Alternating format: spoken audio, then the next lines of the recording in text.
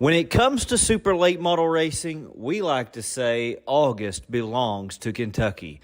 Beginning at Ponderosa Speedway with the 25th annual Pete Abel Memorial, 7,500 to win Valvoline Ironman Late Model Series. Then the crown jewel, the North-South 100 at Florence Speedway, 75,000 to win for the Lucas Oil Late Model Dirt Series. The Paul Butterball Waters Memorial at Richmond Raceway, 20,059 to win for the Ultimate Heart of America Super Late Model Series. Then to end the month, the Harold Hargrove Memorial at Lake Cumberland Speedway, 15,000 to win for the Valvoline Ironman Late Model Series.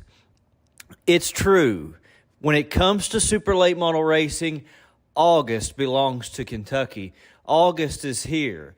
This is Kentucky's Dirt Racing Podcast. Now, here's another edition of Dirt Racing in the Bluegrass Live, presented by Smokehouse Grill and Buffet. And we are rolling right along through the month of August, Wes. It is August 16th already. The North-South 100 is behind us. It is officially Butterball week here in Central Kentucky. Can't wait to talk about our trip to the North-South 100, and then talk about this weekend's Paul Butterball Waters Memorial. Man, the month of August is just absolutely awesome here in the great state of Kentucky, and just excited to talk about. This is the Bluegrass Restoration and Construction Studio. This segment is sponsored by the Dirtman Diecast. You can check him out at dirtmandiecast.com. All of his collectibles, diecast cars, and everything there.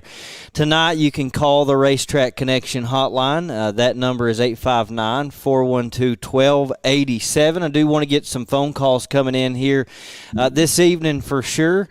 So call that Racetrack Connection hotline. We're going to give away Wes, I've made the executive decision. We're going to give away, we've only got like 2 left, I'll be honest with you, but we're going to give away a Dirt Racing in the Bluegrass Live t-shirt, one of the last few left. So we're going to give one away here tonight to someone who calls. I want to hear your Butterball greatest memories. If you're listening, call the hotline. Let me know the best memory. We'll choose one, and we'll give away one of those T-shirts. So give us a call. We'll be glad to take your phone calls. Can't wait to do it.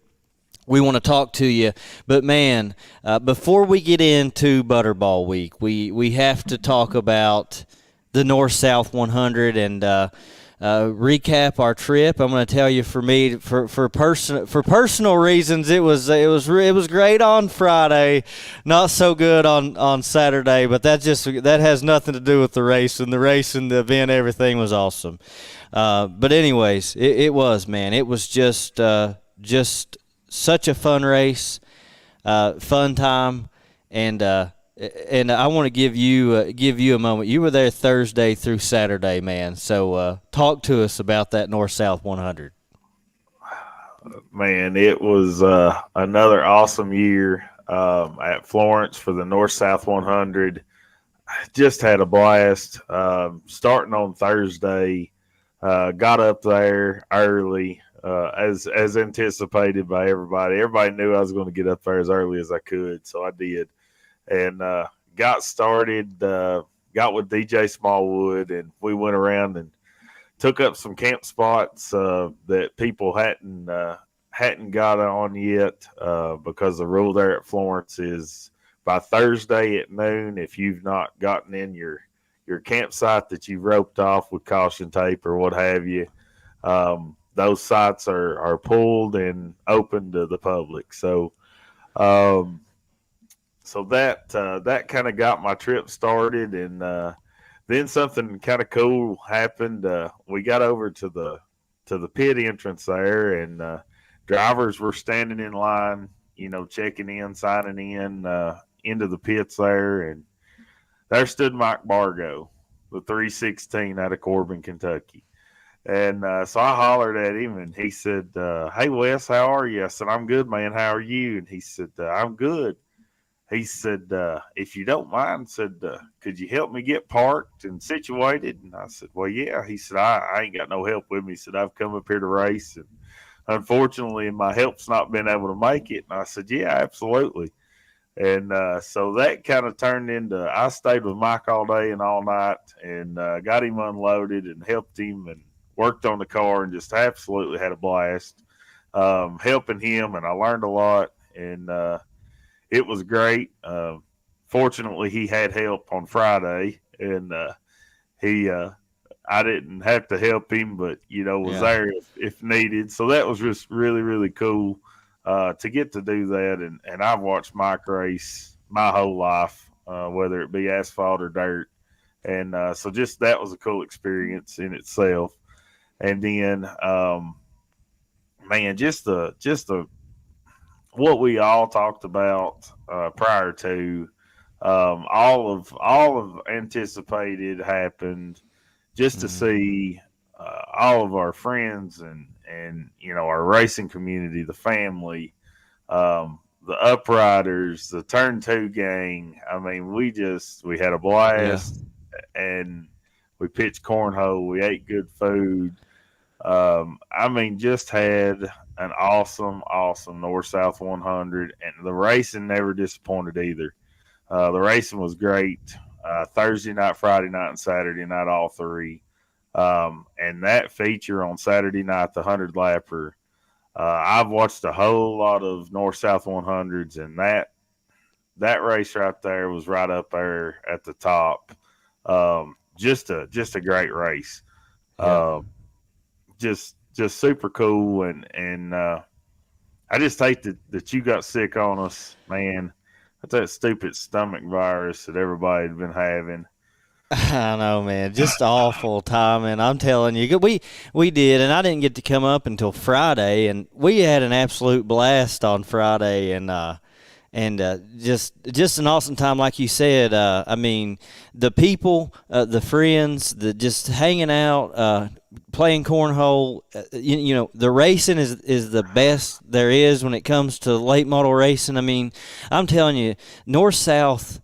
And I've said this, I think here lately, if you ask me, and this is just my opinion, when it comes to the racing, and we do have a caller on the line. I'll get to those calls here in just a few minutes. But the racing, if you ask me, the actual product on the racetrack here over the last, I'll say 10 years, year in and year out, has been as good as it gets. Like, you won't find better racing anywhere.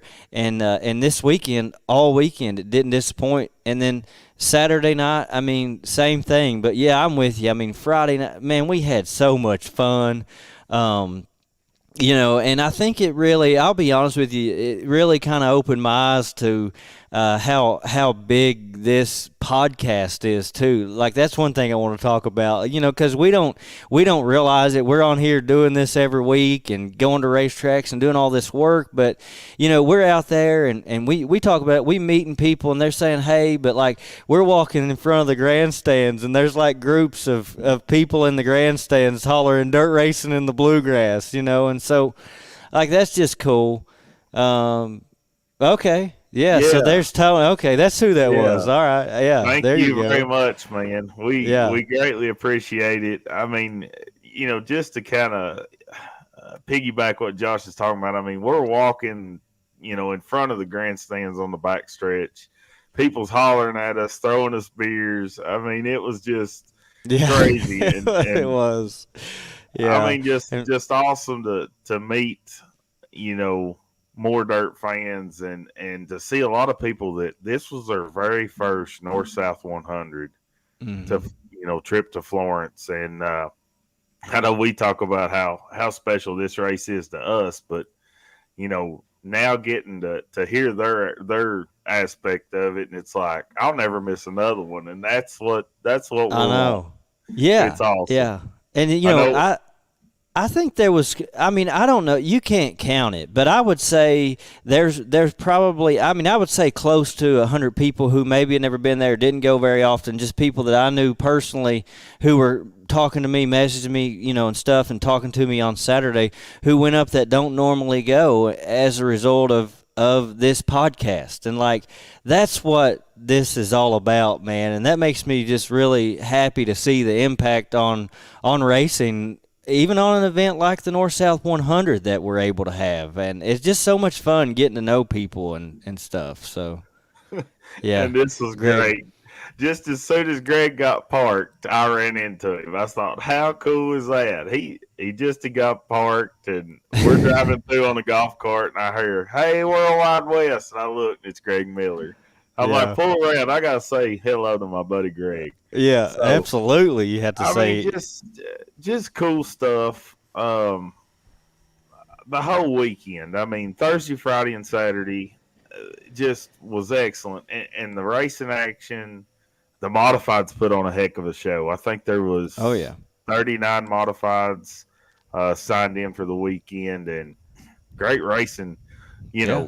All week between the modifieds, and it was cool to see Cole Falloway and Blake Brown, two of our Kentucky boys, really shining all weekend. So just great to see that too. Yeah, for sure, man. And we picked. I got to say this too. We picked the winner and the best local driver because we talked about that too. Okay, so really, Wes picked the winner every night. We did Friday and Saturday. We did both modifieds and late models, and we picked the winner every night, every winner. We picked them all, which is pretty cool, man. That maybe we are somewhat gurus, or I don't know. What do you think? I mean, if you go up to the North South, or maybe Bobby Pierce is just that good.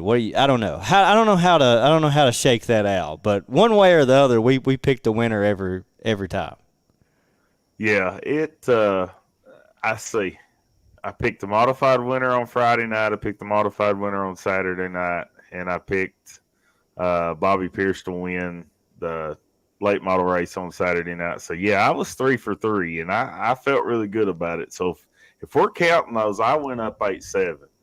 Well, we're actually tied because I think you might have forgot, but we also picked the best finishing local Kentucky driver for the North-South. And I mean, I got first pick on that, like you got first pick on Bobby Pierce for the late models. So we're actually tied 8-8. But yeah, I'll take it. We're tied 8-8. I'll take an 8-8 tie going into Butterball weekend. Yeah, I'll take it. Well, hey, we will. Yeah, I'll take it too, man. Being tied with you, I'll take it going into the middle of August. So, but how about this too? We've done 20 events so far. We've picked the winner in 20 events, and we've picked so far 15 winners out of 20 events. So either this is really easy to do, or we've got something down on that. I don't know, one or the other. But that's pretty good to say. 15 out of 20 we've picked them. So There you go. I'll take that too. That's really cool. But back, got to touch on this again. Just really cool to be at the North-South this weekend. This past weekend, and just to see everybody. I mean, that we had a blast. We met a lot of people. We seen a lot of friends.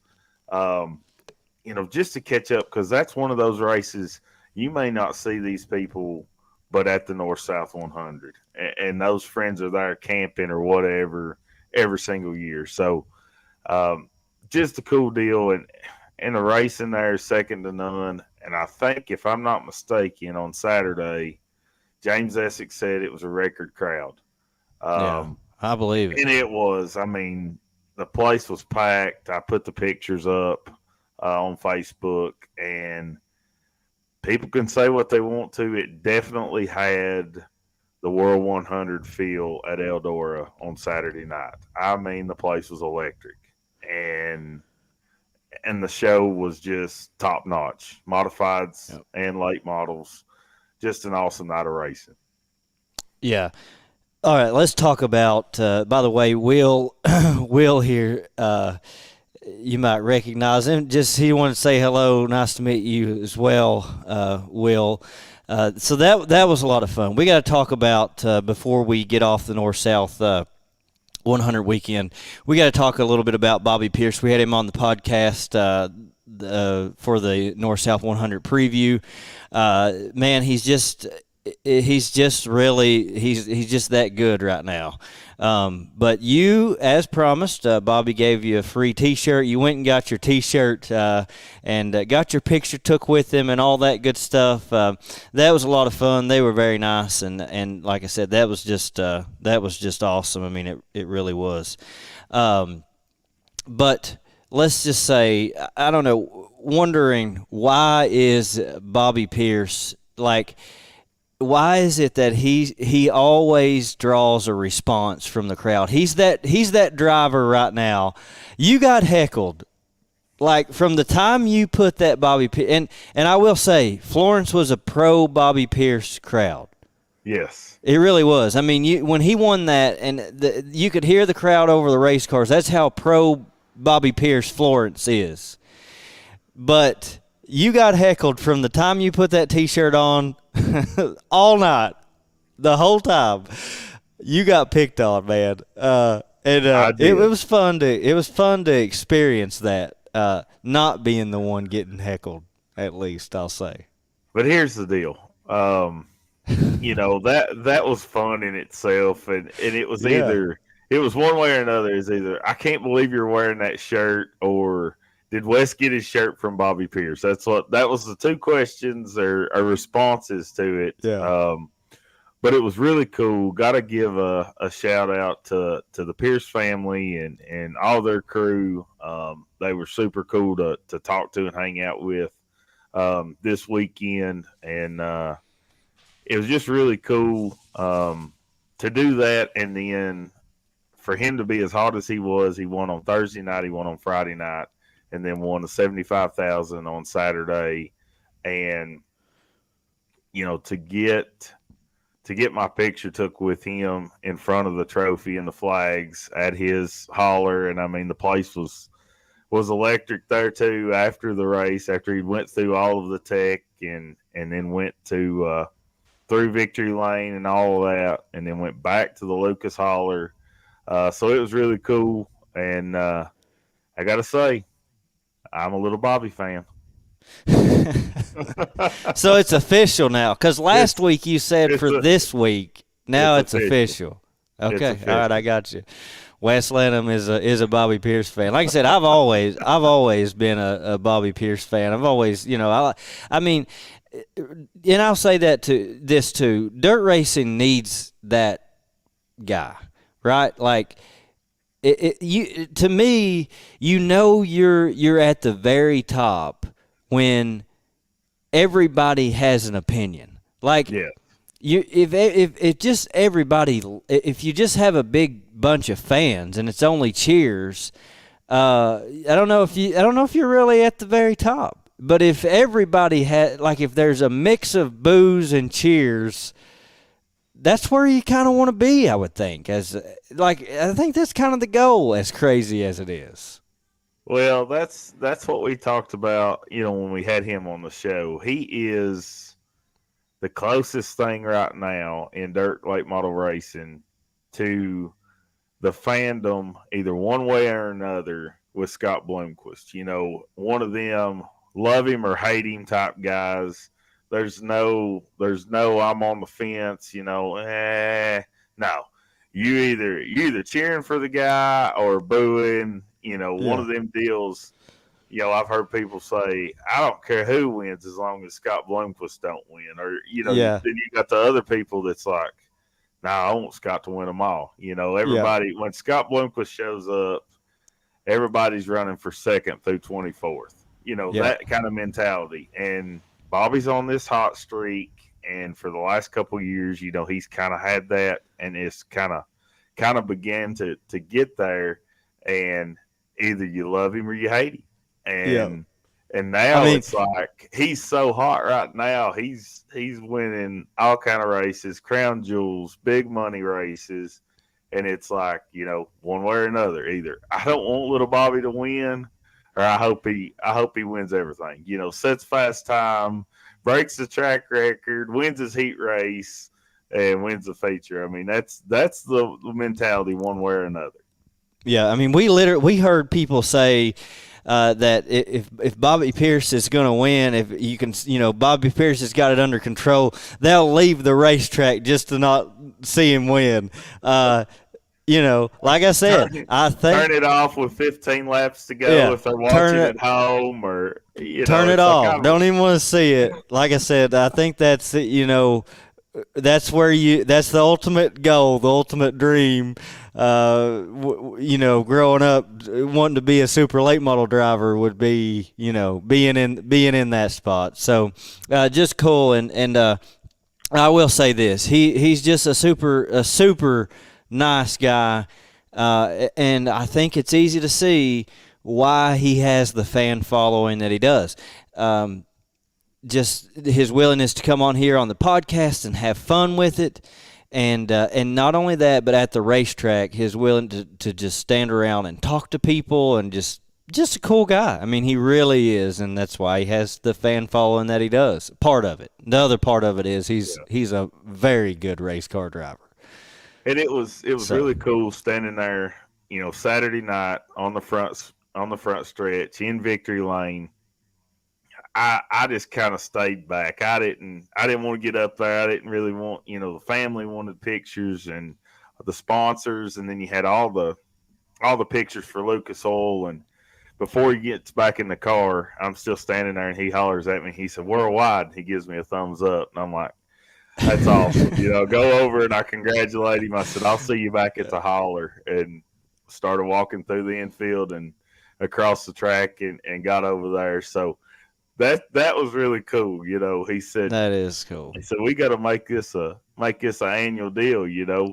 I come on the podcast, on the preview show. I won Thursday night, I won Friday night, I won Saturday night. He said, let's do it again next year. Yeah. Well, sounds good to me. Like I said, it was just all really cool. I had to miss it all. I was in the hotel room. I mean, I'm telling you, I woke up Saturday morning, I was feeling good. I don't know, 30 minutes, 45 minutes or so, and all of a sudden, I mean, it just hits me and like, oh, I'm sicker than a dog. I mean, I slept for probably 22 hours Saturday. I mean, I slept the whole time. I woke up with like, I don't know, maybe 75 laps into the feature. I had it playing on my phone, but it had just been playing there, and I woke up with like 25 laps to go or something like that and watched the end of it on flow from the hotel room. So that was my Saturday at the North-South, but better luck for me next year. Hopefully it goes a little smoother. So, but I had fun. I hope your weekend's better this weekend. I hope so too, and we got a big trip coming up too, so it'll be better then. So, really looking forward to that. Well, we had a great time at the North-South, but Wes, we've got to get to the Paul Butterball Waters Memorial. It's just a huge weekend here in the state of Kentucky. We're going to talk about it on the podcast coming up. We've also got, saw someone ask there just a minute ago. We do have Brian Asbury with us, so we're going to get to him in just a second. We do have a caller on the line right now, so I'm going to get to that real quick, and then we'll switch gears and get to Brian Asbury. All right, you're on Dirt Racing in the Bluegrass Live. Go ahead and tell us who you are.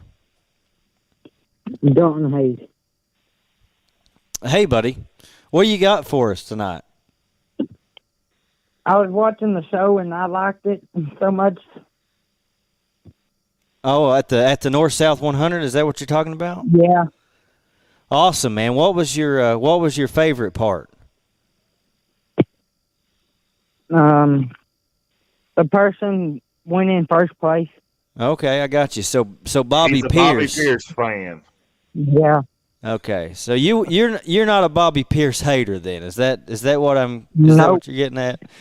All right, I got you, buddy. Well, glad you had a good time, and glad your favorite driver won, and we definitely thank you for calling into the show here this evening.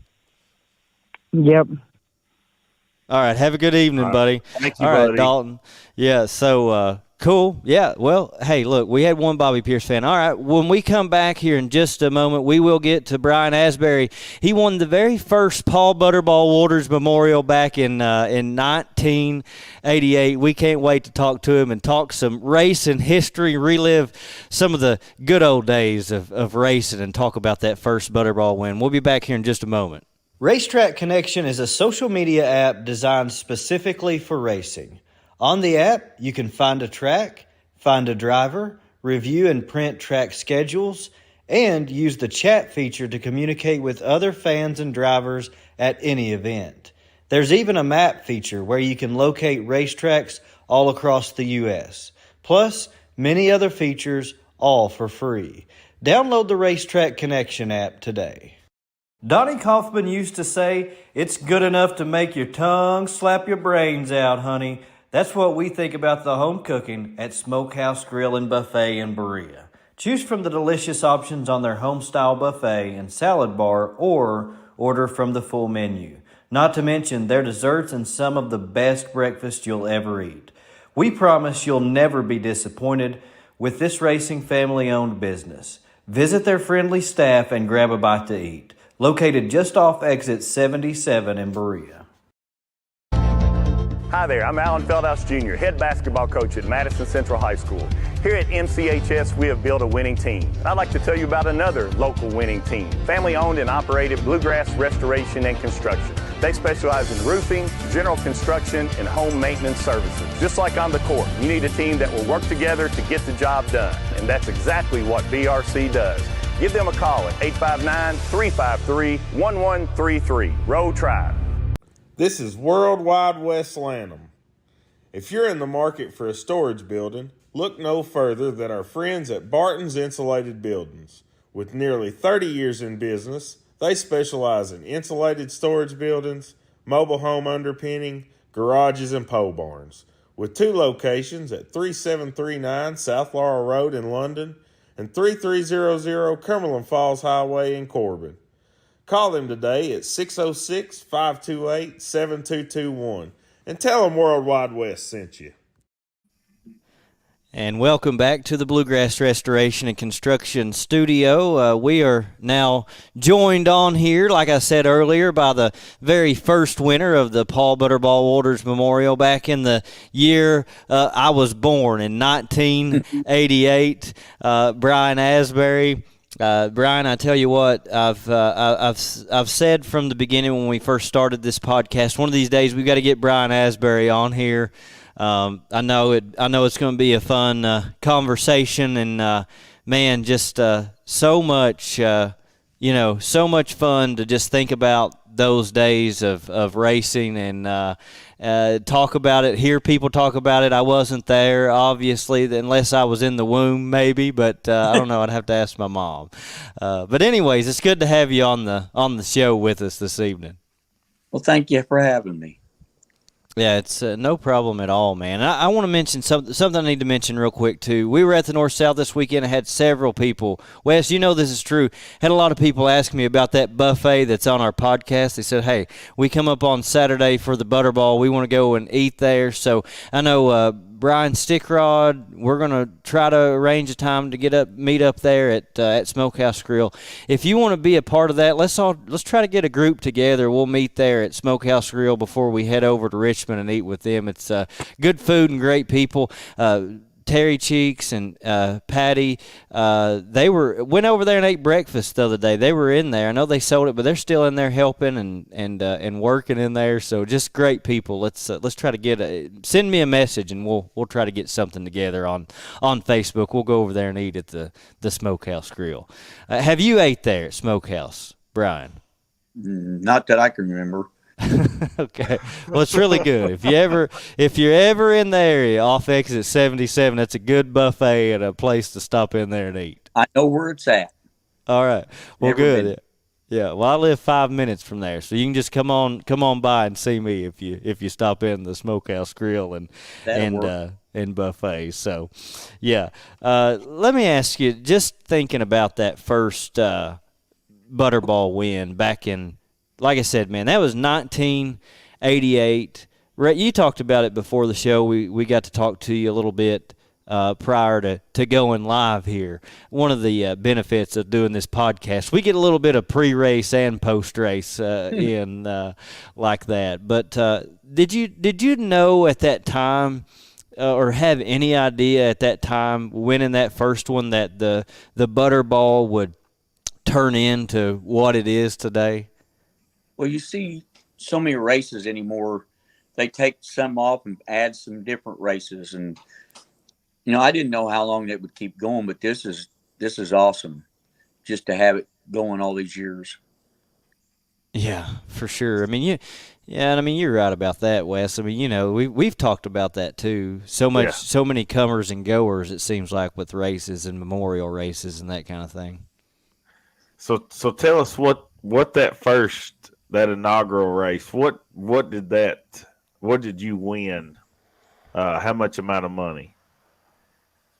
I think, if I remember right, I swear I don't know. I can't remember if it's right or not, but I think it was like $3,000. Okay. And that's, you look at that, $3,000 back in 1988. That was a big race to win. Yeah. Well, everything is so different now than it was. I mean, you got so much competition, and back then you had good competition. You had E.M. Snowden, Robert Earl was there, Jeff Napper, Johnny Wheeler. He was always tough there. Finn Watson, Butch Shea, Dwayne Horn, all them guys, even Big Daddy. Yeah. You had, but to today's field, I mean, and the stuff has come a long way. It's just, it's really different. Yeah. Explain that a little bit with your particular car back then in 1988. I didn't get a chance to. I wish I would have. I wanted to upload a picture of your car. You can find it on Facebook. That's where I found it. It's on our Facebook page. But what tell us about your car in 1988. What were you driving? It was probably a 3 or 4 year old Rayburn, and it was a leaf spring car, well, monoleaf. And back then all you had was steel body shocks, just the springs, aluminum wheels. I think we had one plastic MRT wheel, and we didn't run it much, but I mean, I didn't trust it much. Right. I mean, the cars are totally different. The tires back then were totally different. All you could have was a Hoosier 10, Hoosier 20, or Hoosier 30. And, it just really is, I don't know the tires today, but I know that they're limited now to what they could run. But back then, we didn't have all this special stuff to do the tires. We just grooved them and siped them and bolted them on. And I got to ask you about that. Ken Short just brought it up too, but yeah, I mean, you said a plastic wheel. I think that's the first time I've heard that. Wes, had you heard of plastic wheel before? You got to tell us a little bit more about the plastic wheel. No, I hadn't. Back in the day, MRT come out with a plastic wheel, and I think C.J. Rayburn had something to do with it. And what the wheel did, if you hit the wall, you didn't tear all the suspension off. The wheel just collapsed. Okay. And they lasted a couple, 3 years. Yeah. They were lightweight, but sometimes they get a little, I don't know, a compression in it, and you'd have a vibration in the car. Okay, I got you. We had one we run on the right front just in case we hit the wall or something, which happened quite a bit. But anyway. Yeah. But yeah, that's MRT come out with it for a while. Okay. All right. Well, cool. Yeah, like I said, I'd never heard of that. Yeah. No, I hadn't either. That's pretty cool. Yeah. Well, talking about that day, that first Butterball win, $3,000 payday. This many years later, what stands out to you? Like, what do you remember most about that race? Talk to us about the actual race itself, who you were racing with, how it kind of played out, and then what stands out to you?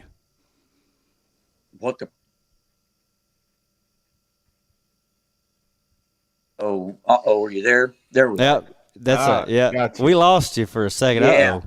Uh-oh.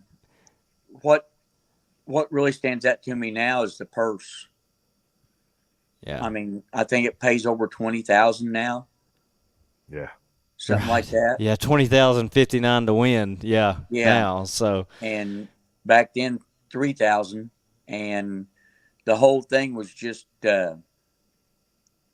It's a different time back then. I mean, we went. That was the first time we ever been to Richmond, okay. and Larry Moore was there that night. He was driving Gary Ingles' car. Ray Godsey was there. Big Daddy was there. Butch Shea was there in James Barber's car. Finn Watson was there. He was driving a Rounder, which was made by Junebug. Okay. Junebug Rolling. And I mean, Robert Earl, the Duckman, was there. Mm-hmm. And it just, I think Jeff Napper was there, and I think that was Steve Francis's first year. I think he was there also. Okay. All right. Cool. And, yeah. So a lot of big names you mentioned there. I recognize every one of them, which is really cool. So what about the race? How did you end up winning it? How'd the night go? To be honest, I can't remember all of it, but I do remember I followed Butch Shea for a long time, and me and Butch even got together, and I backed off to let him get back and go. But I remember the last 5 laps. I heard every noise that car made, and I could hear whoever was behind me. But it was, I mean, I do remember the track got real black. Okay. And I remember it didn't take, I don't think it took any rubber, but I think the circumstances to why I won was just the fact that I could get through traffic better than they could. Yeah. But I remember how I passed Butch was I pinned him down behind another car and just kept going. Okay. All right. And I think Butch was leading it at the time. Yeah. But I can remember seeing Robert Earl about every other lap.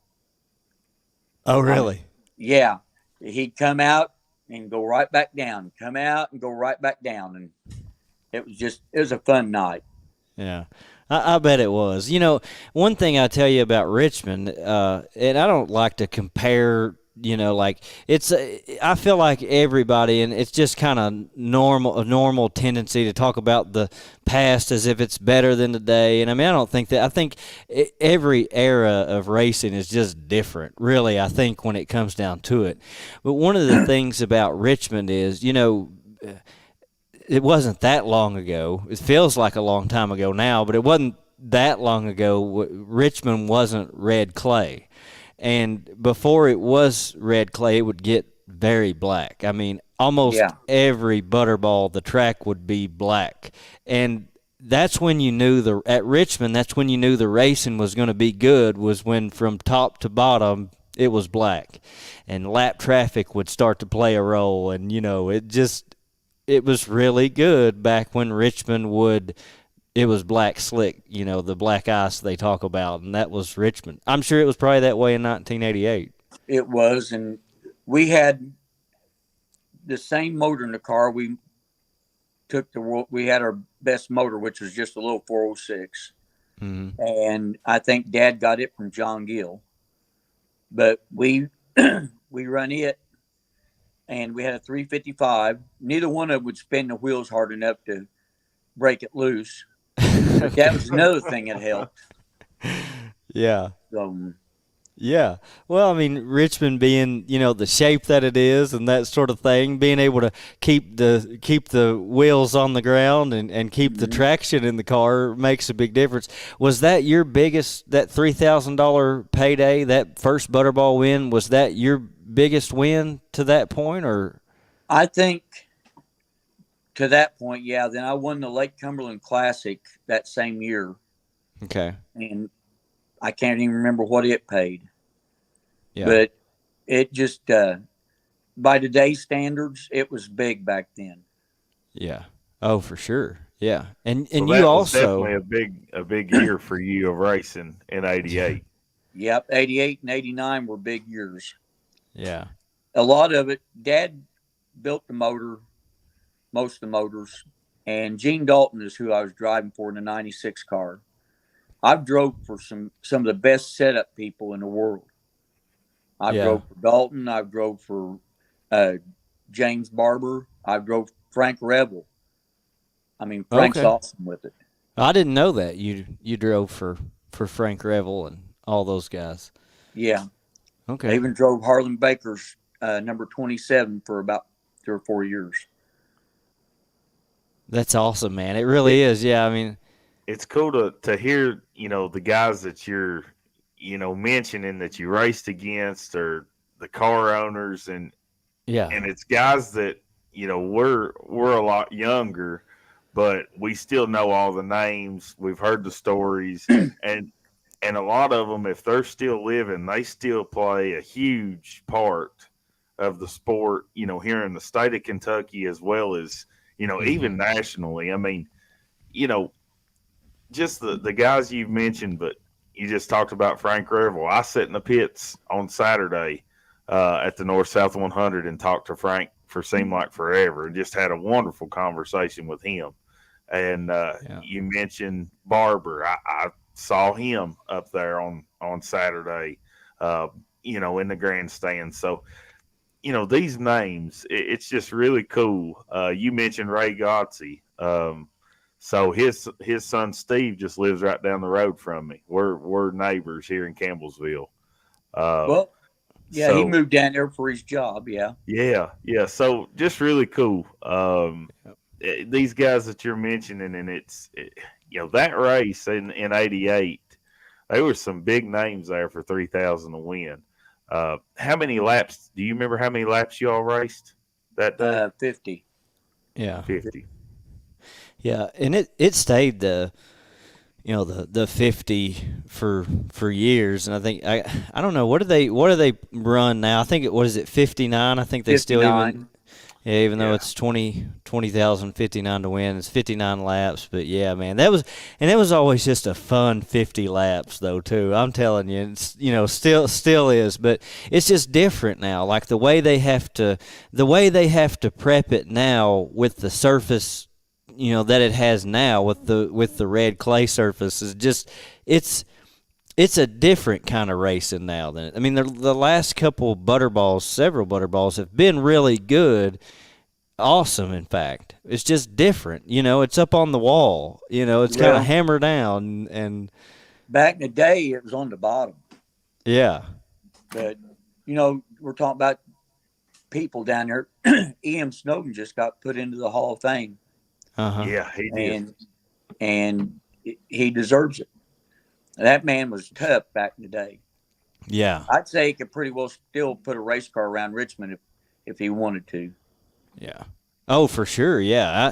I had people messaging me for years talking about how E.M. Snowden needed to be in the Hall of Fame, and of course, I don't have anything to do with that or any say of that. I wish I did, but really, I mean, I don't have that kind of authority. But it's really good to see him finally be put into the Hall of Fame. I mean, it really is. Well, I'll tell you what, those guys down there back in the day put on a show. Finn Watson and Butch Shea were so hard to beat. And then you had Johnny Wheeler that you had to contend with, and Fats Coffee even years ago when we run at Campbellsville. You couldn't, I mean, him and Finn were hard to beat right there. Oh, yeah, sure. I mean, Jeff Napper, when he showed up, you had to contend with him and worry about where he was at on the racetrack. But, it was tough competition for sure. Yeah. You're going down there. Yeah. And it was a different, I mean, the chassis were different. Everything is so modern now, I guess is what I'd say. You got the shock technology and all these, you stack springs and I've never had anything like that, or don't even want to. But Right. there's too much to learn anymore. Yeah. Yeah. I imagine it would. Have you ever thought about it though, just to jump in a car that's set up, even if it, wherever, but especially say go to Richmond in a late model that's set up today.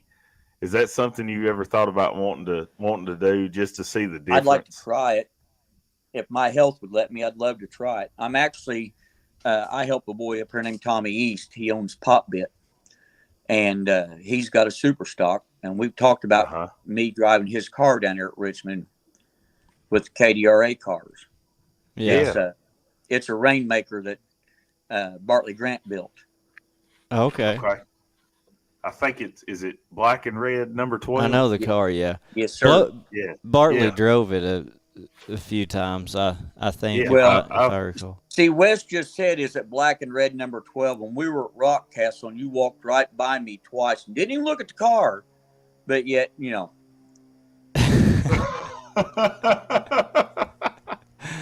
Yeah, we get a lot of grief over that. I promise you. You know what? I mean, we really catch a lot. And then if we do come to the holler to talk to drivers, sometimes they run from us and hide. It's either one way or another. We either get in trouble for not stopping and talking to somebody, or it's like, why won't you talk to such and such? Well, they run from us. They get in the truck and hide. Yeah. That's hilarious. Yeah, it's true. Yeah, there's no win on that for us. Yeah. I'll tell you something else that happened in 1988, though, Brian, and again in '93. Not only did you win the Butterball and the Lake Cumberland Classic in 1988, but you also started in the World 100 in '88 and again in '93. So 2 World 100 starts.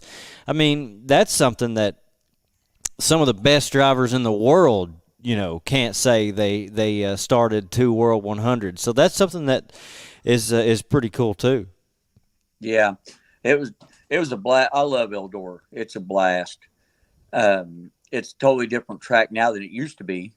But when Earl ran it, the way we qualified, everybody went once, and then they started backwards and went the other way. And it was, everybody got a fair shake. I haven't been since Tony's bought it, but you can just excuse me, you can just tell on TV that the track is just a little different. Yeah, I know. I remember those days well. Of basically you had a whole day of qualifying. Two rounds of qualifying, and definitely a different platform or whatever you want to call it, layout now for the event. But it's a lot of fun. We're going back this year. We went last year. We're going to go back to the World 100 this year. It's a lot of fun as well. Let's talk a little bit about the Butterball, though. I was looking up, getting ready for my conversation here with you. I was kind of surprised. The first 5 Butterballs were won by 5 different drivers from the state of Indiana. Asbury, Jim Curry, Ray Godsey, Kevin Claycomb, and Mike Jewell. So Mike went on to win a bunch more. Yeah, Mike won 9 of them in total. But that's pretty crazy to think about, that, with all the talent that was here in the state of Kentucky, it took 6 years for someone to beat Indiana. Who was the 6th one? It was Jack Boggs in '93. Yep. Sure was. Yep. Yeah. And he was also the first to win the North-South 100. Took him a little while to do that, too. So that man was good. Yeah. Oh, yeah. Absolutely. Yeah. I'd love to get some heroes. Stories. Is that right? Yep. Yeah. I'd love to get someone on here at some point that's got, a lot of knowledge and just stories and stuff on blackjack. I think it'd be fun. There was a picture on Facebook the other day. I'm trying to think the guy's name that's sponsored him for years. Had the fence company or the gate company. Chubby Baird. Chubby, yeah. Yeah, Oh, Chubby yeah. had a picture taken where he stopped at Masterbuilt and got his picture taken with Jack's car sitting in a building. He did, didn't he? Yeah, I remember Yeah. seeing that now. Yeah. You guys need to try to get that man on there. That'd be another one, Wes. So we might need to take the podcast equipment we talked about a couple of weeks ago and just sit down and like have a conversation. Did he down there by you somewhere, Wes? I'm not sure. I'll have to look and see. But what was cool about him was he got in the Victory Lane pictures with Bobby Pierce. So maybe we get a hold of Bobby and see if we can't get a hold of him. But he was a hoot in Victory Lane. I was cracking up at him. Yeah. Well, there you go, Wes. You make a connection out of a connection. Maybe you can get that make a connection out of a connection. Yeah. That's exactly right. I think Chubby was from Campbellsville area. He might be. Okay. We might need to talk to Spanky to Spain, and if that might be a even better in there if he's from this area originally. Yeah. We'll have to check that out. Yeah, absolutely. Someone can help us get in touch with him, and we'll. You need him and Mike Jewell both on your show. Yeah, we do. Yeah. Frank Revel says he lives in Liberty, and that picture was took at the Hall of Fame. Oh, okay. Yeah. Okay, I remember. Yeah, that makes sense now. So, okay. I thought the car was always at Masterbuilt, but it probably is at the Hall of Fame. Yeah. Well, I think there is one there in a case of. Because the first time I ever went and watched the race at Brownstown, we stopped it at Masters Built Shop on the way in, and we just missed them. We was there right after 12 o'clock, and they'd done left and went on over to the track. And there's a glass in the outside there, and I got a picture in front of Blackjack's car. It's really cool. You could see it through the glass in the outside. Of the building. So, yeah, that was awesome. I just think we missed getting there earlier. Yeah, they're good. They're good people. Yeah, for sure. And Jackie was another one. He got inducted this past week too. So, really, really cool to see that as well. All right, Wes. Let's see. We haven't done Stump the West this year, I don't believe, but we won't count this for anything. We'll pretend no one's watching. If you get it too bad wrong, we won't be too hard on you. Let's see if you can guess how many drivers from the state of Kentucky have won the Butterball over the years. You got a number? Gosh, how many you think? I don't know. Let's see. From the state of Kentucky, I'm going to say 4. That's pretty close. I'll give it to you. That is pretty close because it's crazy. Only 6 drivers from the state of Kentucky have won, and this will be the 36th Butterball this year. So there have been 35 of them, and only 6 drivers from the state of Kentucky have ever won the Butterball. Kind of crazy when you think about it. Wow. That is crazy. I thought there'd be more than that. Yeah. Now, I mean, there's more wins in total because you had some drivers that have won, more than one. But yeah, only 6 drivers from Kentucky ever won the race. And of course, like we talked about earlier, Mike Jewell won a couple of them. Jack Boggs was that first driver from Kentucky to win it. Jimmy Owens won one. Mike Marlar. Yeah, Johnny Wheeler won one. Delane Browning is a former Butterball champion. Yeah, Jimmy Owens, like I said, Mike Marlar's won a couple of them. Victor Lee, of course, Tyler Carpenter here recently. Zach Dome, Ricky Weiss, Eddie Carrier Jr. won a Butterball, and I know I'm leaving some out. Josh McGuire. I think Ken Short earlier said he might have gave Mike Jewell a run for his money had he stayed healthy. Man, that's one that might be true. I mean, there was a stretch there where Josh McGuire dominated a lot of stuff around here, but definitely the Butterball. He was hot. It didn't matter where he showed up. When he was right before he got hurt and he was in his prime. That cat was tough to beat. It didn't matter where he went. Yeah. Well, you think about it, they had a lot of good drivers from Kentucky in that race, and it's a wonder that they didn't win a lot of them. That's true. Yeah. Oh, yeah. Yeah, absolutely. Yeah, like I said earlier, it is kind of crazy. You talked about just the competition in 1988, the very first one, right here when you came down and won it, Brian. That there haven't been more winners, but I think part of it is there was it seems like there's been stretches where people have dominated the event. Like Jewel won several in a row, in the 90s and into the 2000s. And then you had correct. He won 9 of them, yeah. He won 9, yeah.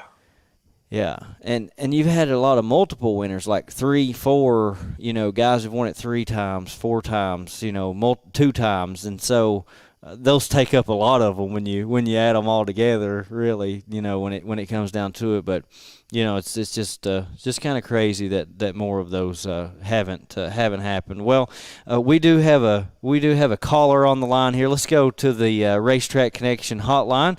First of all, tell us who you are. It's Tyler Kelly, buddy. Oh, Tyler Kelly. What's up, buddy? Kelly. What's up, man? buddy? Yeah, it's been a while since we've heard from you, Tyler. Man, you've been I'm trying Tyler. to rebuild. Hey, I've been trying to rebuild my back in race cars, and Yeah. Well, I saw you got the race car rebuilt and ready for Friday night. I guess I'm assuming the back is rebuilt too.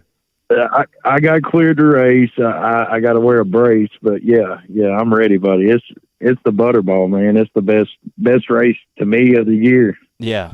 Yeah, I agree with you. Yeah. Do you need me to pick you up and pop you back real good and get you ready to race on Dude, Friday night? that would feel amazing, probably.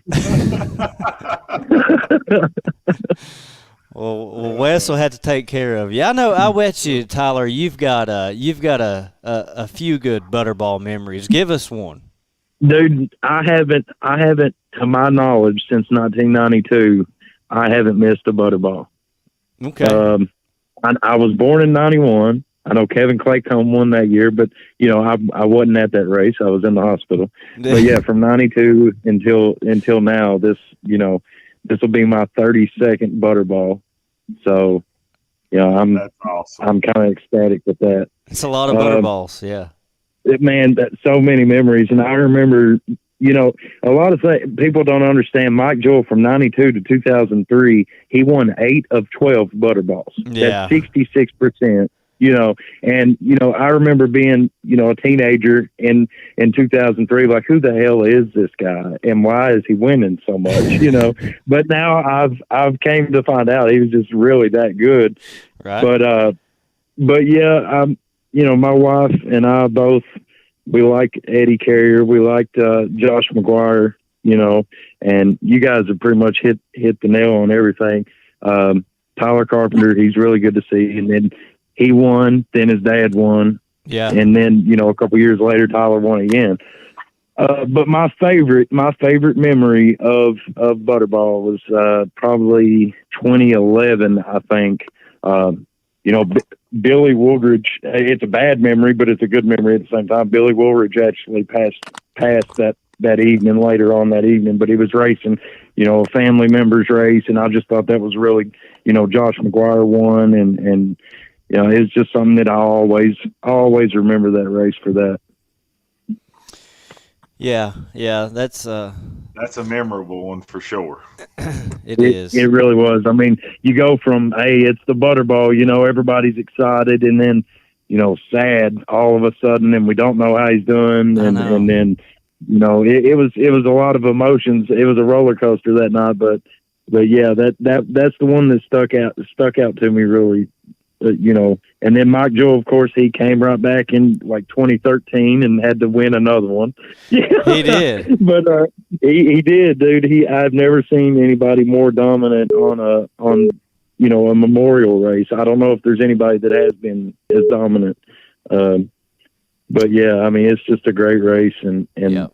I hope to see a lot of drivers that way, because I mean, the more the merrier. Yeah, for sure, man. I'm with you on that. It's just that was a crazy night. I'll never forget that. I took our buddy Brad the night you were talking about. That was his first ever. That was his first dirt race. Yeah, I mean, and like I say, it was so it was. It's like it was a bit. It was looking back, it's like a bittersweet moment. You know, a memory that just sticks out, and you know, it was sad and happy at the same. You just can't put a name on it, but that's the one that sticks with us. Yeah, and that's also the year that Victor Lee and Dustin Linville. Oh yeah. All that in one night, man. It was like every bit of it. Yeah, it was chaos. Definitely a roller coaster. I mean, it was up and down, happy, sad, fighting. I mean, crying, kicking, screaming. Like it was a wild night. I was there. That's what's kind of crazy about it. We was all there. Me and Josh just talked about it, and Brad, because that was his first race, and so it was a crazy night. But that you hit the nail on the head there, Tyler, because that was definitely my most memorable Butterball too.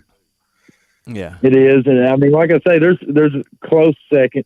Like you know, I became a Jason Jameson fan. You know, him and Mike Joel duked it out on the green white checkered in 2013, I think, and then 2018, seeing Eddie Carrier Jr. come back out.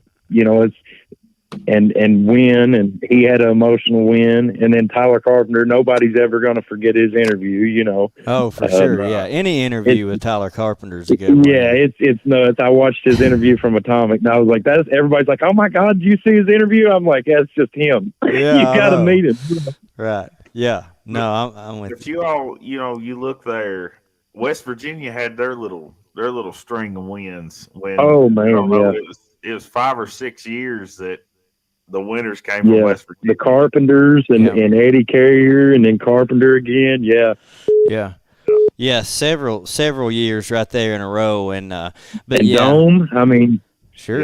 Yeah. The names just keep falling out of the hats, but I mean, a lot of the guys. I'm not saying you can forget about them, but I'm saying a lot of people just you kind of do forget, and then you throw it out there, and you're like, man, you got Ricky Weiss, you got Dome, Carpenter, all those guys, and they're all planning to be there. So I don't know. It'll be a toss-up this year. Yeah, it'll be a lot of fun. Can't wait, man. Can't wait to see you there. Thanks for calling. It's good to talk about those memories. Good to hear from you again. Are we picking? Are we picking who we think's gonna win? We are. We're gonna pick every class. I don't know if you remember this or not, but I picked you last year and you let me down. So, buddy, that was you have no clue how bad.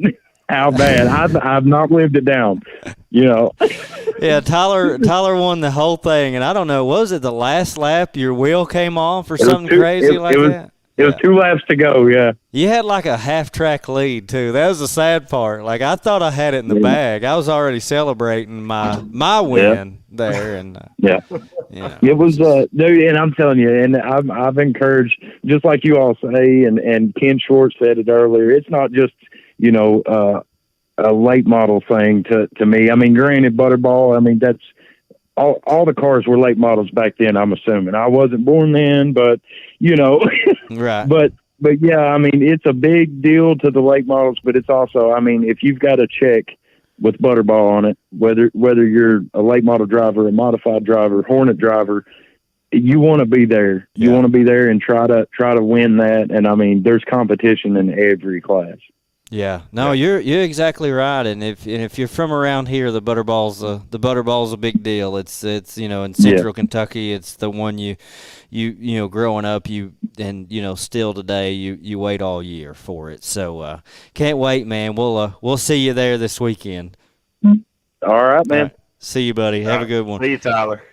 And glad he got that car back together too. He just posted like the other day that he wasn't sure if he's going to get it done. I saw Jeff said no, we're going to get it there one way or the other. So glad he's ready, and I know a lot of other drivers will be ready as well. Well, Brian, we'll go ahead and wrap this up. It's a school night. Back to school already started, so I know a lot of people. Man, it's been a lot of fun. I've got a 7-year-old and a second grader. Wes has got a fourth grader. So back to school today, and but it's been a lot of fun. Just kind of recounting some of the best times in racing, and your big win there. It may not have felt like, or you may not have known in that day back in 1988, how big of a deal it would be to be a Butterball champion, and especially to win the first one. But it's certainly a big deal, and so congratulations, 30. I don't know what 36 years later on that win. I appreciate it, guys. Thanks for having me.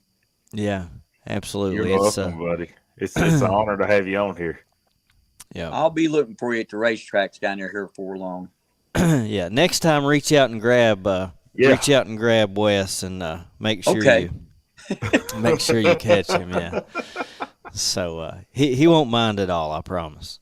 All right. Well, you guys have a great night, and thanks for having me. You as well, buddy. Thanks for coming on. It was a lot of fun.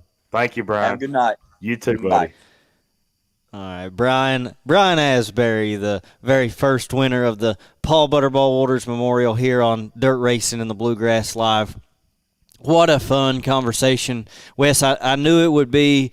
We've got to get to some more of these guys. I'm telling you. Yeah, have to. Big plans coming up in in the off season. Talking some racing history, and I can't wait. Can't wait for it. It's just going to be a whole lot of fun. But that was a good conversation. Glad we were able to get Brian on here. Yeah, that's really cool to have the inaugural winner of the Paul Butterball Woolridge Memorial. That's cool to have him on here today.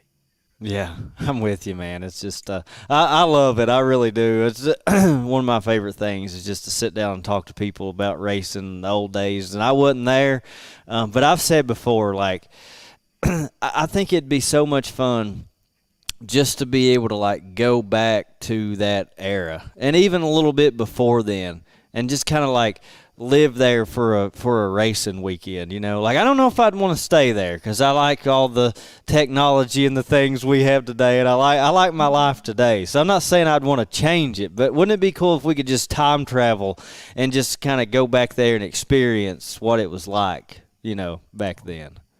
I would love it. That would be cool to go back, because you look at deals where, racing deals especially. I wasn't even born then, or I was just a baby. Just to go back and experience those races that we missed would be awesome. Yeah, it really would be. I would love it. I'm telling you. I don't think we'll ever be able to do it, but if we could, I'd totally be down for that. Maybe we could get that kind of technology someday.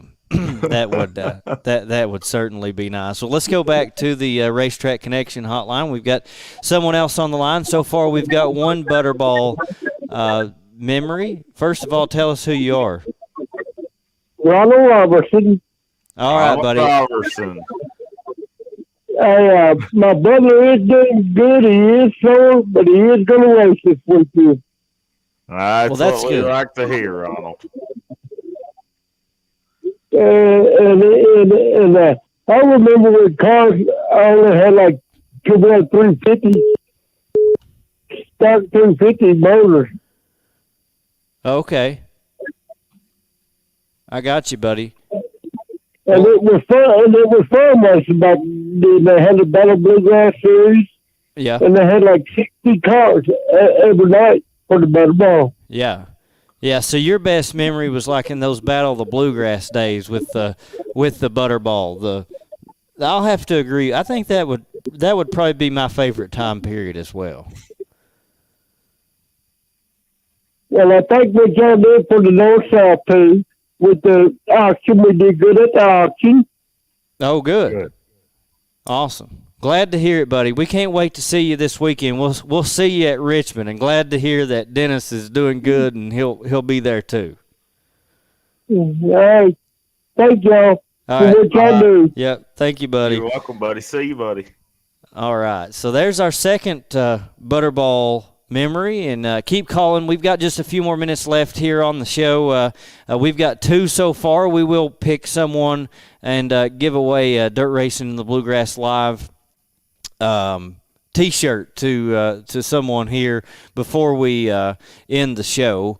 But yeah, anyway, so we've got a few more things left to do here, Wes. One I do want to mention real quick, our friends over at Mud Lick Valley Raceway. We talked about the Butterball. That's going to be a big one. Mud Lick also, they've got an event coming up as well for the Super Stocks on Saturday, the Mike Carver Memorial. So want to mention that real quick. But Wes, we do need to pick the winners. We're going to pick winners for the Butterball, and we're going to pick every class except the pro late models. We're going to give them the night off, but everybody else we're going to pick the winners.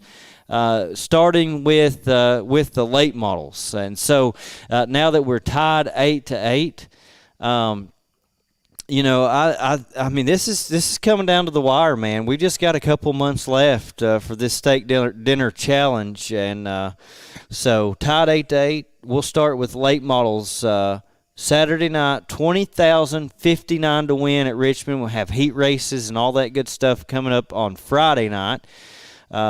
So I'll let you go first with the late models. Who you got for Saturday? 20,059 to win at Richmond.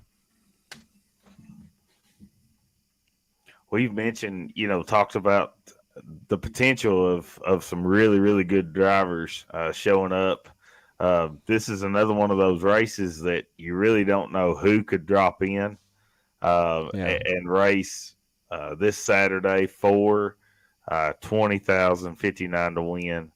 I'm going to have to say I'm going to go with Salvasa, Kentucky's Michael Chilton. I'm going with the Wild Child to win on Saturday night.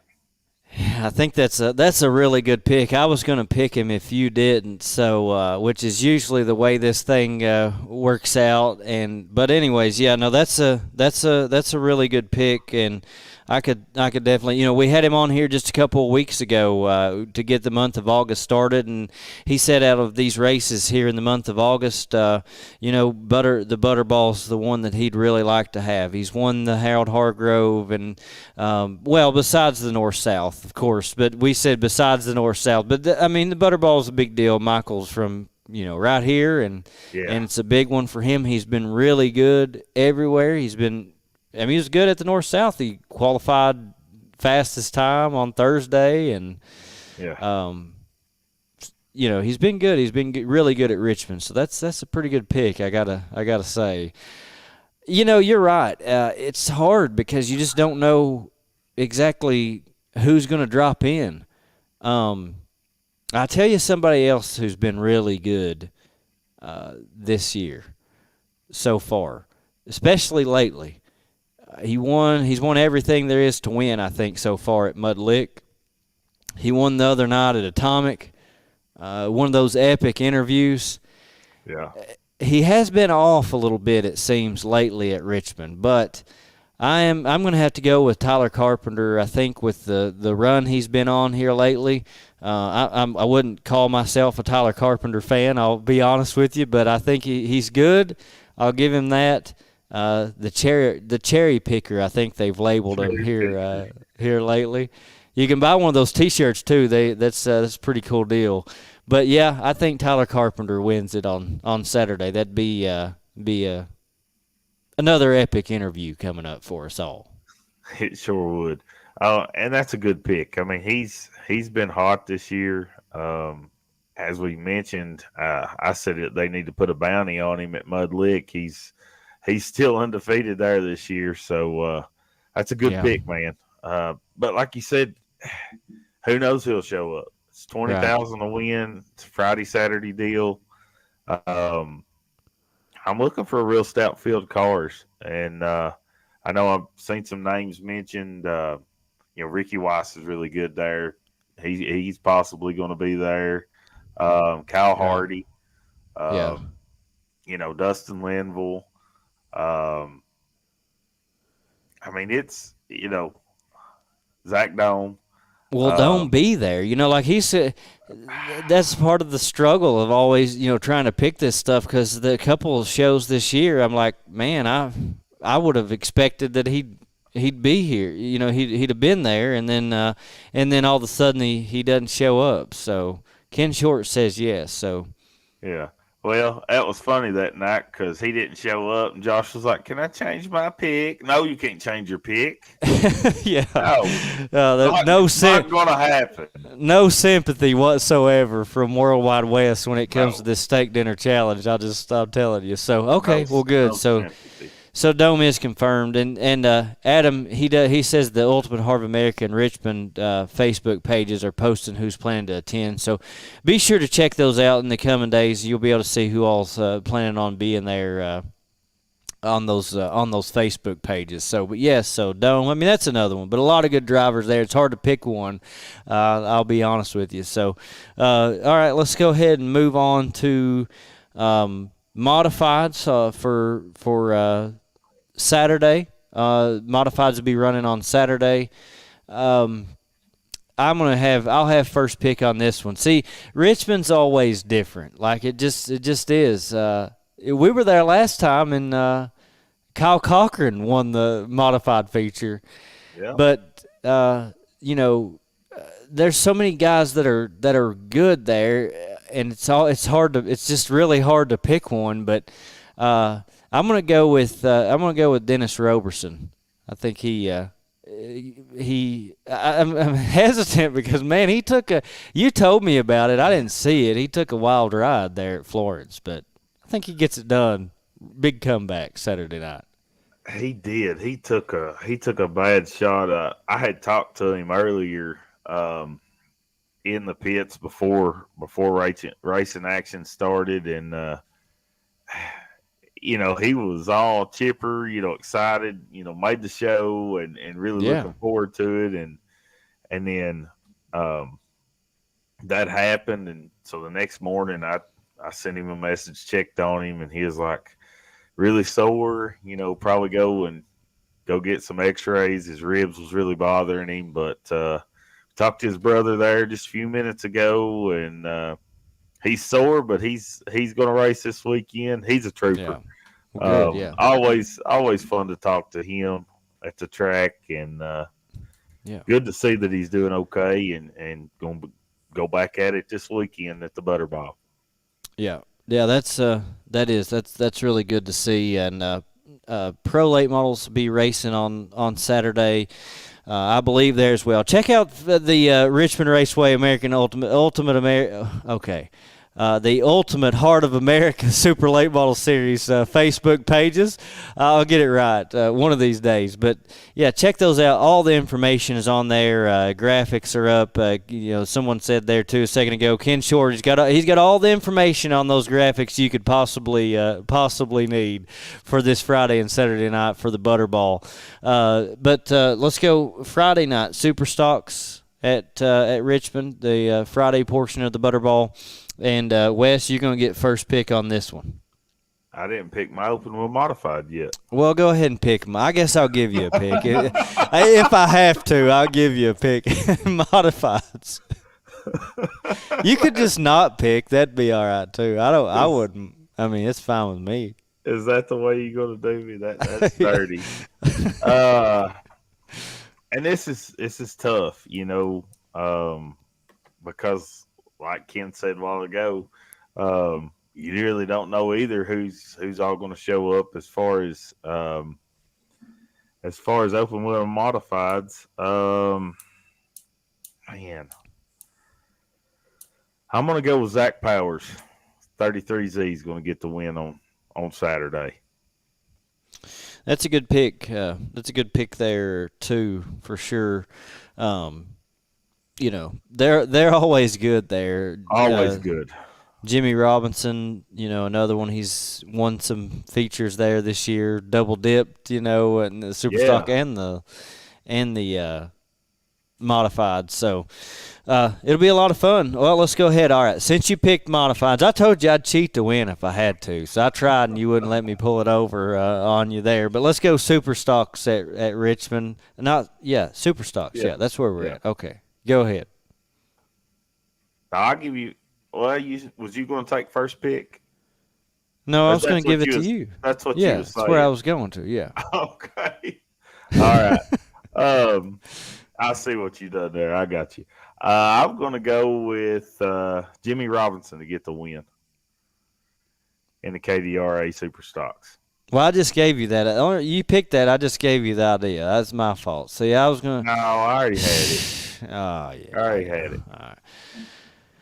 All right. Jimmy will be hard to beat. He's always really tough to beat there in Super Stocks at Richmond.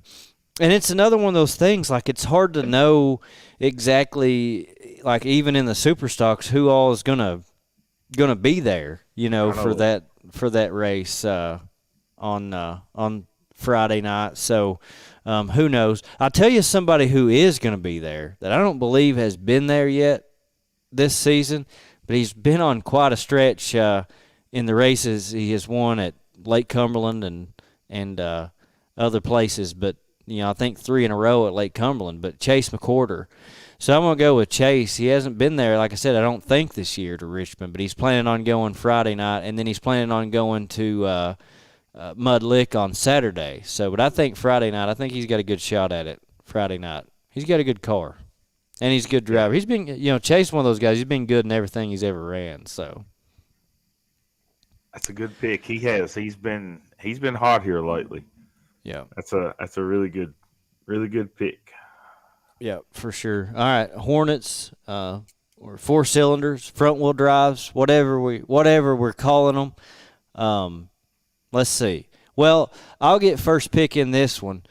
Last year I picked Tyler Kelly, like I said before, and Clint Cox at that time, he was dominating everything, including there at Richmond, and Tyler Kelly, man, he comes out and he's fast all night, and he ends up, I'm telling you, he's got a whole track lead, and then he loses the wheel with 2 to go and just spoiled my party right there at the very end. But so I'm not picking him again this year just because of that. He let me down once. I'm not picking him 2 years in a row. Just ain't happening. I'm going with Raymond Fuson. Who else could you go with? It's like that. He's been the guy there at Richmond this year. So I think every time he goes out on the racetrack, he breaks the track record.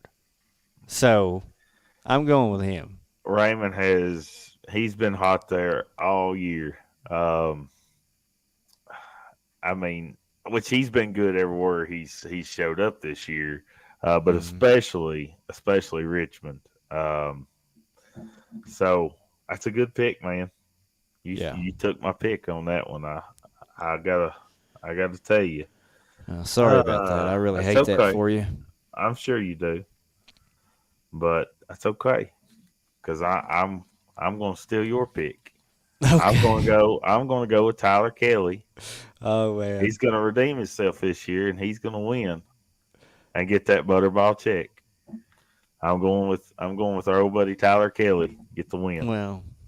Well, that's a good pick, but like I said, I couldn't do it two years in a row. It was heartbreak last year, so I couldn't do it 2 years in a row. But good pick. Really looking forward to it. So we've got 4 chances. We're tied 8-8 right now. We've got 4 chances to pick some winners this weekend and break this tie, Wes. It's going to be a lot of fun. Hopefully, I come out of the weekend. I'd love to come out of the weekend 12-8. It would tickle me to death and get a little cushion on my lead there because I really don't want. I don't want to have to buy the steak dinner 2 years in a row. That would just be a shame. It really would. Well, you had a cushion and you got up there and tried to get fancy and got in lap traffic. I caught you. I reeled you back in, so I'm right there. I reckon. I'm about to pass you on the top side. Well, the funny thing about it is, though, we flip flopped nights picking Cole Falloway and Blake Brown. They end up sweeping the weekend, and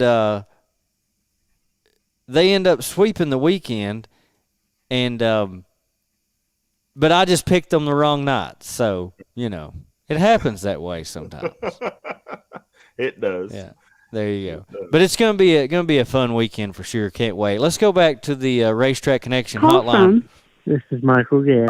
Oh, Michael Gadd. All right. On the What's up, buddy? Racetrack Connection hotline. We've been waiting on you to call. We've waited this long, Michael. So Thank you for calling, buddy. You're welcome. How y'all tonight? Man, I'm doing good. Good, buddy. How are you? Doing great. Well, I know you've already told me you've been going since 1988, the year I was born. So that tells us two things. That tells us that you've been going to the Butterball for a long time, and you're older than I am. Yep. I know you've got some good Butterball memories. Give us one. Well, my first one is the very first one I ever went to is when Flying Brian Asbury won it. That was an awesome night. Yeah, awesome. Okay, so you were there. Yep, I was there. And that was an awesome experience. Well, what was yours? We asked Brian this earlier while we had him on. He said he couldn't recall a whole lot about it other than it's like the win and the amount of money he won and just the drivers he was racing with and stuff. So what's your biggest memory? Like when you think about that 1988 Butterball, what comes to mind? What do you remember about it? Like he said earlier, a lot of good name big drivers there. Like Johnny Wheeler was always tough. Ian Snowden, drivers like that, and it was always a fun time. Yeah, absolutely, man. Always a fun. Yeah. It's gonna be another fun one this weekend, and we can't wait. Of course, Wes, Michael Gadd called in. I was gonna hang up on him, but I gotta let you say something too. So. Yeah. Well, I just wanted to say it was good seeing you on Saturday, buddy, at the North South 100. Hated that Josh wasn't able to be there with us, but good to see you, and I'm glad that your plans changed. I know initially you all was going to 411 with your family, and yep, just really good to see you and your dad there on Saturday at it was good seeing you too, and like you said, just wish Josh could have made it. I know. Yeah. It made it even better. Yeah. I wish I could have been there too, buddy. I'd have been a whole lot better off. I'll tell you that much for sure. You missed a heck of a race, buddy. Yeah. I'm telling you. It was. I was glad to see Dennis Roberson fine too after that spiel that he took. Yeah. Yeah, that was definitely a bad wreck. He didn't have nowhere to go, and it just kind of happened real quick on him. Yeah. Yes, it did. And I'm glad the other drivers was fine too. That could have been a bad mess. Yes. Yeah. Absolutely. It could have. Well, Michael, thanks for calling in. You were our July fan of, I don't know what, fan of the month or whatever we were calling. We were supposed to pick one for August too. We've been so busy we haven't even got to it yet. We're going to come up with one, but for now, you're still the fan of the month, Michael Gadd. Thank you for listening to our podcast, and thank you for calling in tonight, buddy. We can't wait to see you on down the road at the races. Yep, I'll be there. We'll see you soon. All right, sounds good, buddy. Have a good evening. See you, buddy. You too. All right, Michael Gadd. He kept saying he was going to call one of these days, so glad he finally called in and talked to us. All right, I've had several calls coming through. Haven't been able to get to all of them. We'll take two more calls and then we're going to end this show. I've got to tell my 7-year-old good night and get him in the bed. So we can't spend all night talking about on this Butterball preview. We've got things to get to, but I do want to take a few more calls. So if you tried to call and couldn't get through, go ahead and call in. We'll try to get to those as quick as we can. So, but like I said, Wes, really looking forward to this weekend. It's going to be a lot of fun. Can't wait, buddy. Really, really looking forward to it. All right, let's go ahead. We're going back. Gave Wes a second there, and we're gonna go back to the Racetrack Connection hotline. We've got someone else on the line here with us. First of all, let us know who you are. Billy Joe Turley. Hey, buddy. Thanks for calling in. Good to hear from you. You got some Butterball memories, I'm sure. Yes, I ran into one at Richmond Raceway at Richmond, Kentucky. Oh, okay. I got you, man. And I ran in with the four cylinders Mustangs. Oh, you did? Okay. I got you. Yeah. I got And that's like, I mean, I had a great memory of that. Then all of a sudden, then that's when Richmond, Kentucky quit doing it. I mean, with the four cylinders. Oh, yeah. Rear drive. Right. I kind of wish they bring it back. Yeah, I'm with you, man. I hear you there. I really do. But at the same time, I understand. At the same time, I understand too. Rockcastle runs them, and they, struggle with car counts. It seems like, and so it's one of those deals. I'm with you. I don't know if you know this. I used to run in the 4-cylinder division too. I wouldn't call myself a race car driver, but I used to be out there and have fun in them too. I'm glad I got to run in a few Butterballs myself. That was a lot of fun. Right. I mean, that's just like, I mean, I run a lightweight one or whatever, but I mean, right now, I haven't raced all this year because I was out for an injury. Mm-hmm. And I injured my shoulder, and I'm trying to get back into the car now. I mean, it hurts when I can't get back in there. Yeah. Well, I got you, man. Well, hopefully you can get back in there soon, and we'll see you. I got a lot of fans. I mean, because I got fans out there, man. I take pictures with them and little small kids and stuff like that. I enjoy doing that. Then it's like I got race car drivers. They're actually pulling for me, trying to get me to come. And I want to go. I mean, I don't want to just go there to watch. I want to go there to be on the track at Rockcastle. Yeah. That's why I ran it a couple times at Rockcastle and stuff like that. But it's hard to get back in the car. I want to get back in there so bad I can taste it, but I mean, I'm waiting on the doctors to release me. Yeah, I got you, man. I know all about that. I had a lot of fans too. My wife, my little boy. I think my sister was a fan. So, I know all about it. Trying to get. Not just that, I do a lot of charities for people. I mean, a lot of schools and stuff like that. I mean, I see kids that pull. I mean, like they got car washes and stuff like that. I'll pull my car. I'll go home and get the car and hook it up to the truck and take it down there and let them wash the car. Oh yeah. And then I donate money to them that way. Oh, okay. And Jack King Ford, they sponsored the car and stuff like that, and on Versailles Road. Yeah, I got you, man. And I'm trying to get back in there, but I don't know if y'all know Ben Carter or whatever. No. I mean, his group of people, they race in Rockcastle quite a bit, and they're in the same class I am. And actually, I mean, they're trying to get the car counts back up, but I hope Rockcastle don't do away with us. Yeah, I hope so too, man. I'm right there with you. Well, we've got to move on. We've got some other callers to get to, but thank you for calling in, and hopefully we see you back in that race car real soon. All right, man. All right. See you, buddy. Thank you. See you, buddy. All right. So yeah, I mean, I don't know, Wes. Maybe I should get back in the car at some point too. Maybe Crown Vic or something. I don't know. We'll see. I'll be honest with you. I don't have much of a desire. If I'm just being like totally honest, I'm having a lot of fun with this podcast. So, we'll see. Well, this show has been a lot of fun. In fact, I've had about all the fun I can stand. That and the fact that if I don't end this thing, my wife she won't be a fan anymore. Right. Because I need to get in there, and I know you probably need to get to Annabeth too. It's back to school night, man. We got to be dads, and but it's been a whole lot of fun. Great to hear all these memories, and everybody talking about the Butterball.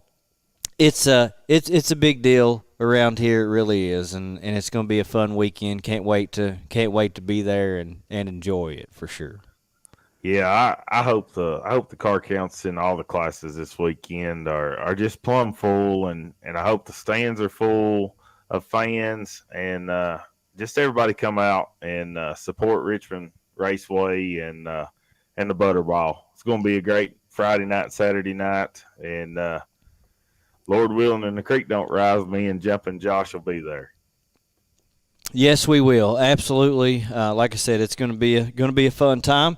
Hope to see you there. Like I said earlier, message me if you plan on going. You want to go eat at Smokehouse Grill Saturday. We'll try to get something organized, and a few of us go over there and eat before the race on Saturday. I think that'd be a lot of fun. I know Brian Stickrod said he's down, so send me a message on Facebook. We'll try to get that organized and go eat some good food before we head over to the track. And can't wait to see you there at Richmond Raceway, and it's just going to be another awesome time as we continue to move through the month of August. A big thank you to our sponsors, Smokehouse Grill and Buffet, Racetrack Connection, Bluegrass Restoration and Construction, the Detail Shop, Extreme Style Signs and Graphics, Fast Track Racing Series, Ultimate Heart of America Super Late Model Series, Dirtman Diecast, CT Promotions, Mudlick Valley Raceway, Richmond Raceway, Rockcastle Speedway, Thunder Mountain Speedway, Lake Cumberland Speedway,